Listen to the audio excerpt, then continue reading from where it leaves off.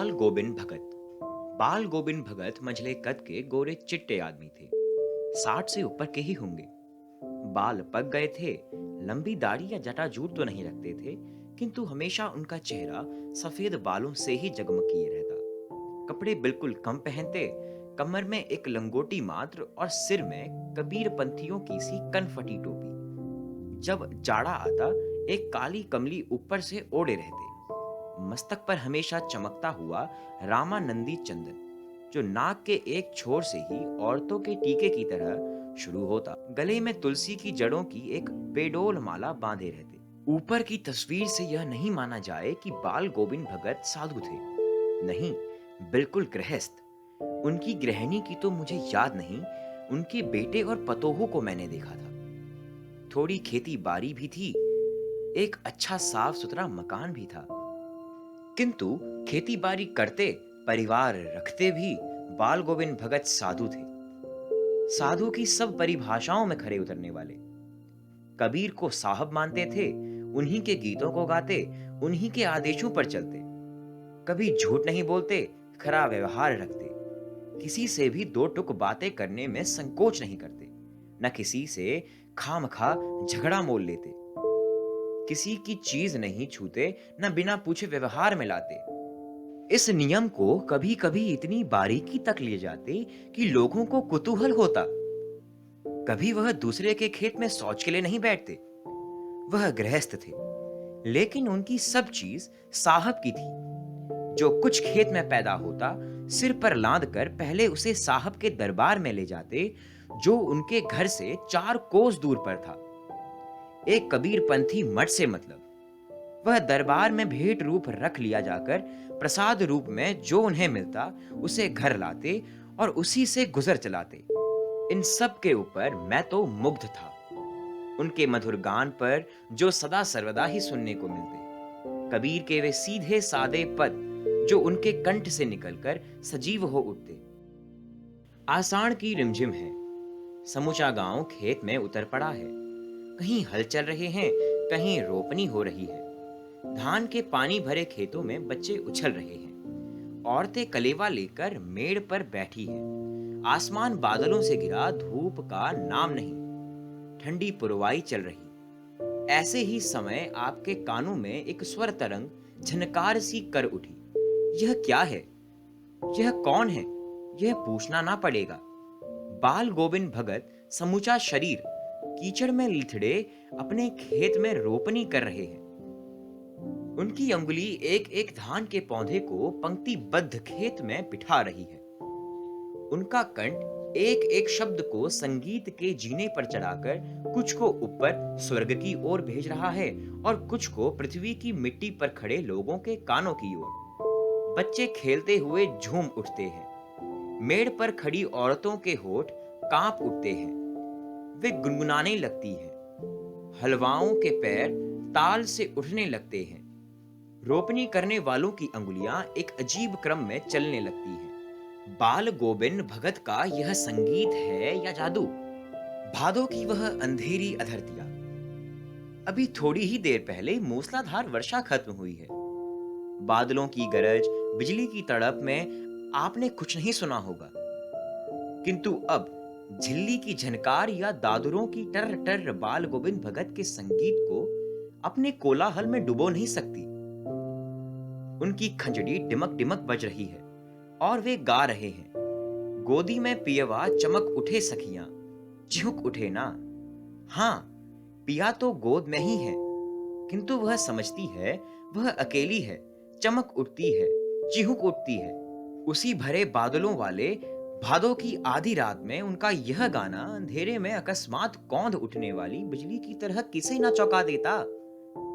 अरे, जब सारा संसार निस्बद्धता में सोया है, बाल गोविंद भगत का संगीत जाग रहा है, जगा रहा है।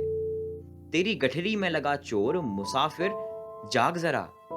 कार्तिक आया नहीं कि बाल गोविंद भगत की प्रभातिया शुरू हो गई, जो फागुन तक चला करती। इन दिनों वह सवेरे ही उठते। न जाने किस वक्त जाकर वह नदी स्नान को जाते। गांव से 2 मील दूर। वहां से नहा धोकर लौटते और गांव के बाहर ही पोखरे के ऊंचे भिंडे पर अपनी खंजड़ी लेकर जा बैठते और अपने गाने टेरने लगते। मैं शुरू से ही देर तक सोने वाला हूं, किंतु एक दिन माघ की उस दांत किटकिटाने वाली भोर में भी उनका संगीत मुझे पोखरे पर ले गया था। अभी आसमान के तारों के दीपक बुझे नहीं थे। हाँ, पूरब में लोही लग गई थी जिसकी लालिमा को शुक्र तारा और बढ़ा रहा था। खेत, बगीचा, घर सब पर कुहासा छा रहा था। सारा वातावरण अजीब रहस्य से आवृत मालूम पड़ता था। उस रहस्यमय वातावरण में एक कुश की चटाई पर पूरब मुंह काली कमली ओढ़े बाल गोविंद भगत अपनी खंजड़ी लिए बैठे थे। उनके मुंह से शब्दों का तांता लगा था। उनकी अंगुलियां खंजड़ी पर लगातार चल रही थी। गाते गाते इतने मस्त हो जाते, इतने शुरूर में आते, उत्तेजित हो उठते कि मालूम होता अब खड़े हो जाएंगे। कमली तो बार बार सिर से नीचे सरक जाती। मैं जाड़े से कपकपा रहा था, किंतु तारे की छाप में भी उनके मस्तक के श्रम बिंदु जब तक चमक ही पड़ते। गर्मियों में उनकी संध्या कितनी उमस भरी शाम को न शीतल करती। अपने घर के आंगन में आसन जमा बैठते। गांव के उनके कुछ प्रेमी भी जुट जाते। खंजड़ियों और करतालों की भरमार हो जाती। एक पद बाल गोविंद भगत कह जाते, उनकी प्रेमी मंडली उसे दोहराती तिहराती।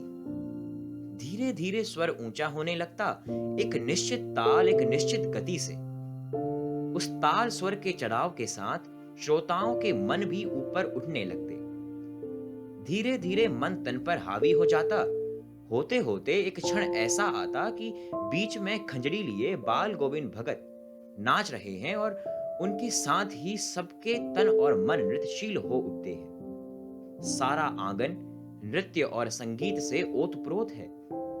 बाल गोविंद भगत की संगीत साधना का चरम उत्कर्ष उस दिन देखा गया जिस दिन उनका बेटा मरा। इकलौता बेटा था वह, कुछ सुस्त और बोदा सा था, किंतु इसी कारण बाल गोविंद भगत उसे और भी मानते।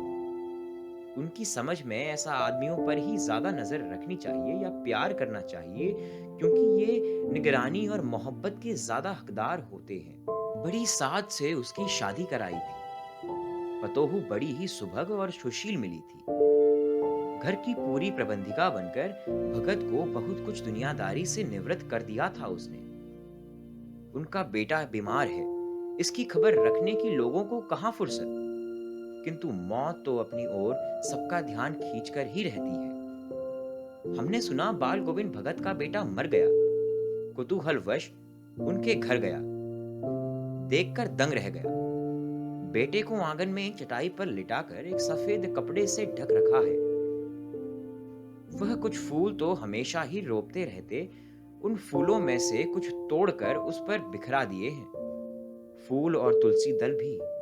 सिरहाने एक चिराग जला रखा है और उसके सामने जमीन पर ही आसन जमाए गीत गाए चले जा रहे हैं।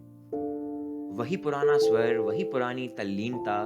घर में पतोहू रो रही है जिसे गांव की स्त्रियां चुप कराने की कोशिश कर रही हैं, किंतु बाल गोविंद भगत गाए जा रहे हैं। हाँ, गाते गाते कभी कभी पतोहू के नजदीक भी जाते और उसे रोने के बदले उत्सव मनाने को कहते।